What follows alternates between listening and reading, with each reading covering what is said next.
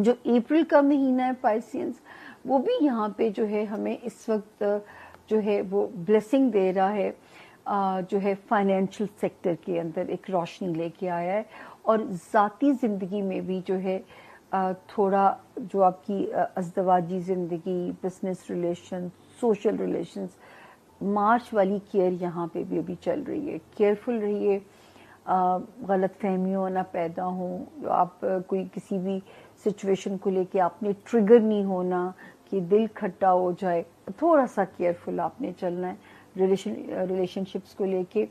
ये ज़रूर है कि आपका फैमिली हाउस अब बेहतर होता है, जो है आपका ससुराल वाला एरिया, ख़ानदानी रिश्तेदारियों वाला एरिया, वो यहाँ पे बेहतर होता है। और इस वक्त में एक और सितारा जो बहुत बेहतर हो जाता है वो है आपका बच्चों से रिलेटेड जो है एरिया, और आपका जो लव लाइफ का एरिया, वहाँ पे सितारा बहुत बेहतर हो जाता है। हमारे पासिस दोस्तों के लिए मंथ ऑफ अप्रैल जो है इट इज़ एक्सेप्शनली स्ट्रॉन्ग। मैंने हर किसी को यही कहा बिकॉज हर किसी के लिए ये एक्सेप्शनली इम्पोर्टेंट है, और कोई ना कोई घर है जो सबके लिए इम्पोर्टेंट है। और क्योंकि साल के शुरू से हम अप्रैल का इंतज़ार कर रहे थे कि अप्रैल में ये होना है, ये होना है, ये होना है, और आप देख लीजिए कि अप्रैल ने आने से पहले ही हर तरफ हंगामा खड़ा कर दिया, तो जब ये आएगा तो क्या करेगा। सो इस तरह की कोई सिचुएशन है इस महीने की, और आपके लिए ये जो महीना है ये इमोशनल इंटेंसिटी का है। आप चीज़ों को बहुत शिद्दत से महसूस कर सकते हैं, आप इमोशंस का शिकार भी हो सकते हैं, आप जज्बातीपन में कोई ऐसा फैसला कर सकते हैं, अपनी ज़ात के ख़िलाफ़ ही फैसला कर सकते हैं, आप अपने आप को एक तकलीफ़ पहुंचा सकते हैं दूसरों को खुश करने के, because that is emotional intensity, कि दूसरों के लिए आप अपने ऊपर, अपनी ज़ात के ऊपर कॉम्प्रोमाइज़ कर सकते हैं, which is the worst thing a person can do, कि दूसरों को खुश करने के लिए आप अपने आप को तकलीफ़ में डालें। इसको आपने इस महीने अवॉइड करना है। उसके बाद ये महीना आपके लिए पावर मंथ भी हो सकता है, ऐसा महीना that is full of power and energy.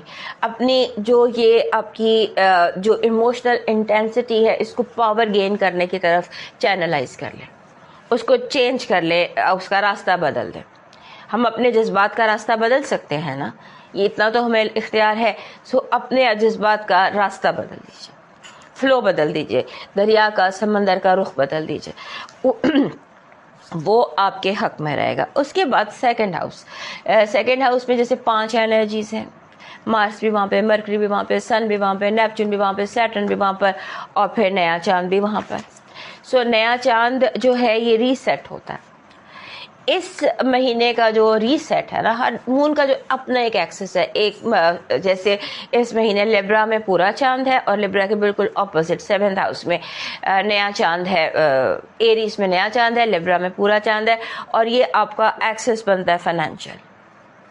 So your financial axis का रीसेट है, reset of how you earn and how you invest, और शेयर कैसे करते हैं आप उसको।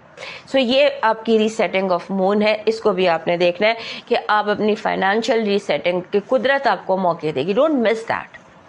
उसके बाद आपका जो मार्स है उसने आपके घर से निकलकर चले जाना है 2nd हाउस में, आपके घर से उसने 9 तारीख को निकल।